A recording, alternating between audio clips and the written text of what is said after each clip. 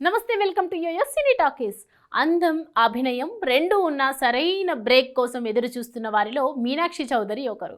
ఇటీవలే మహేష్ బాబు గుంటూరు కారంలో నటించిన ఆనందం రవ్వంత కూడా మిగల్లేదు.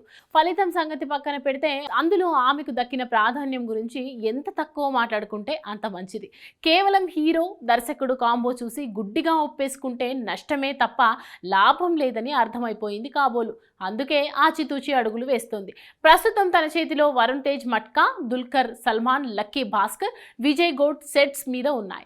ఇవి కాకుండా వెంకటేష్ దర్శకుడు అనిల్ రావిపూడి కాంపోలో తెరకెక్కబోయే సంక్రాంతికి వస్తున్నాంలో తననే హీరోయిన్ గా తీసుకునే ఛాన్స్ ఉన్నట్లు film Nagar talk. Chiranjeevi Vishwambhara offer కు ఓకే చెప్పిందనే ప్రచారం మొన్నటి నుంచే తిరుగుతోంది. ఈ రెండు ఒప్పేసుకుంటే కెరీర్ పరంగా వేగం మొదలైనట్లే.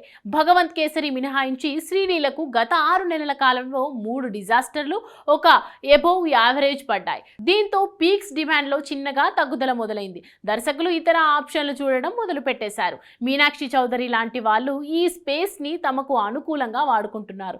చేతిలో 4-5 సినిమాలు ఉన్న హీరోయిన్లలో ఇప్పుడు తనే ముందుంది. విశ్వక్సేన్ తో గత ఏడాదే ఒక సినిమా మొదలైంది, కానీ ఇంకా రెగ్యులర్ షూటింగ్ కి వెళ్లాల్సి ఉంది.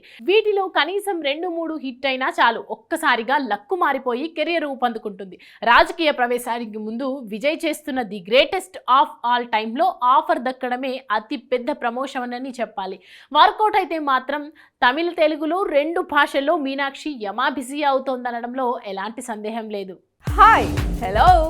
మెస్మరైజ్ చేసే మూవీ ముచ్చట్లు, రిలీజ్ అయిన వెంటనే రివ్యూస్, మీ అభిమాన తారల రియల్ స్టోరీస్, సినిమా సమాచారం ఏదైనా క్షణాల్లో మీ చెంతకు. మరింకెందుకు ఆలస్యం, యోయో సినీ టాకీస్ ని సబ్స్క్రైబ్ చేసుకోండి.